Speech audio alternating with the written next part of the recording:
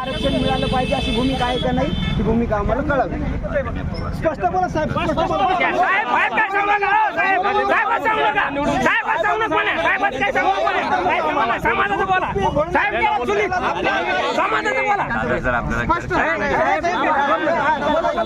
साहेब नका साहेब नका साहेब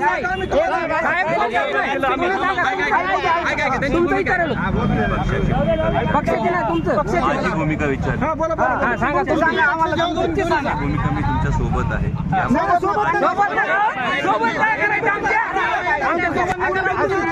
आमच्या सोबत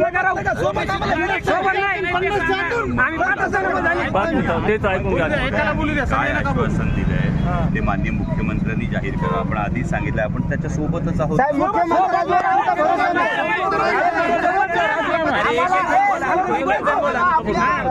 मुख्यमंत्री